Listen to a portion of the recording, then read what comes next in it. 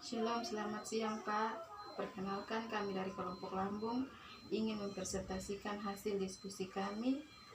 Tapi sebelum kami mempresentasikan hasil diskusi kami akan memperkenalkan nama kami masing-masing. Perkenalkan, nama saya Cornelia Topan, selanjutnya dari teman saya. Perkenalkan, nama saya Nirma Saifatu. Perkenalkan, nama saya Excel Kajakore. Perkenalkan, nama saya Arif Tengsiran. Perkenalkan, nama saya Ridwan Umburol Munjukrain. Baik, kami akan mempresentasikan hasil diskusi kami yang akan dipresentasikan oleh teman saya. Waktu dan kesempatan saya berikan. Poin yang pertama, konsep manusia dan kebutuhan dasar manusia. A. Konsep manusia. Manusia dapat ditinjau dari dua sudut pandang, yaitu manusia sebagai holistik dan manusia sebagai sistem. Yang pertama, manusia sebagai holistik. Manusia sebagai makhluk holistik merupakan makhluk yang utuh atau paduan dari unsur biologis, fisiologis, sosial, dan spiritual. Dibagi menjadi 4 bagian. Yang pertama, A. Sebagai makhluk biologis. Manusia tersusun atas sistem organ tubuh yang digunakan untuk mempertahankan hidupnya, mulai dari lahir, tumbuh kembang, hingga mati. Bagian B, manusia sebagai fisiologi. Manusia mempunyai struktur, kepribadian, tingkah laku sebagai manifestasi kejiwaan dan kemampuan berpikir serta kecerdasan. Bagian C, sebagai makhluk sosial. Manusia perlu hidup bersama orang lain, memenuhi kebutuhan dan tuntunan hidup, mudah dipengaruhi kebudayaan, serta dituntut bertingkah laku sesuai dengan harapan dan norma yang ada. Bagian D, sebagai makhluk spiritual. Manusia memiliki keyakinan, pandangan hidup, dan dorongan hidup yang sejalan dengan keyakinan yang dianutnya. Yang kedua, manusia sebagai sistem. Manusia sebagai sistem terdiri atas sistem adaptif, personal, interpersonal, dan sosial. Yang bagian A, sebagai sistem adaptif, merupakan proses perubahan individu sebagai respon terhadap perubahan lingkungan yang dapat mempengaruhi integrasi atau keutuhan. Bagian B, sebagai sistem personal. Manusia memiliki proses bereaksi dan bertumbuh kembang. Yang bagian C, sebagai sistem interpersonal. Manusia dapat berinteraksi, berperan, dan berkomunikasi terhadap orang lain. Yang bagian D, manusia sebagai sistem sosial.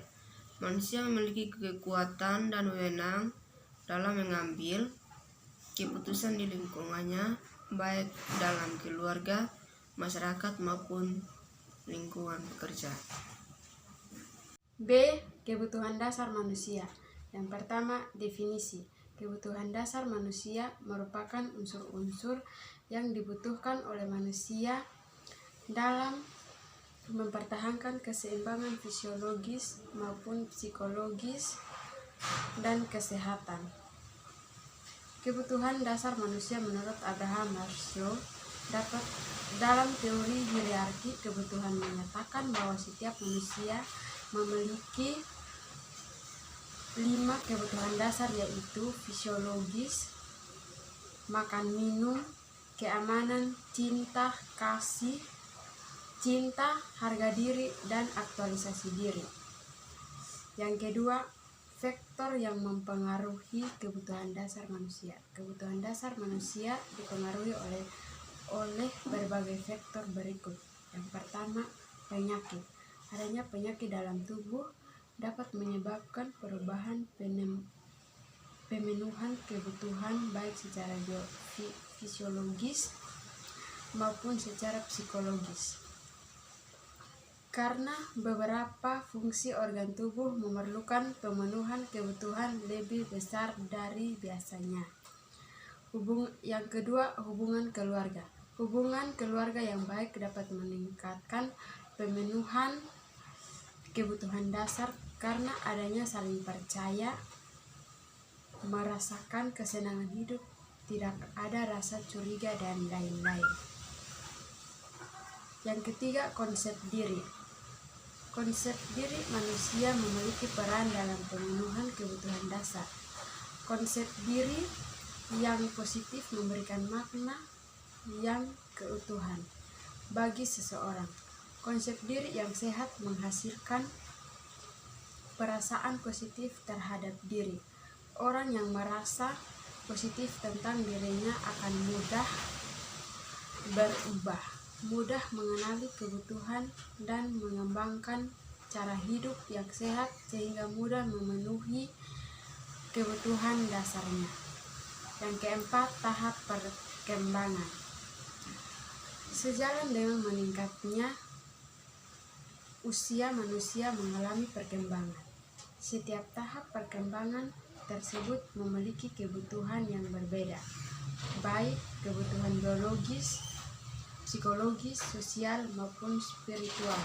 Meningkatkan berbagai fungsi organ tubuh juga mengalami proses kematangan dengan aktivitas yang berbeda.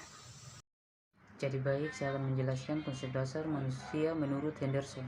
Menurut Henderson adalah mengidentifikasi kebutuhan dasar pasien. Yang pertama, bernafas dengan normal. Yang kedua, makan dan minum. Ketiga, kebutuhan eliminasi. Keempat, kebutuhan bergerak. Kelima, kebutuhan tidur. Keenam, kebutuhan berpakaian. Ketujuh, mempertahankan suhu tubuh. 8. Menjaga tubuh. 9. Menghindari bahaya lingkungan. 10. Berkomunikasi dengan baik. 11. Mempercayai keamanan. 12. Kebutuhan pekerjaan. 13. Kebutuhan hiburan. 14. Kebutuhan belajar.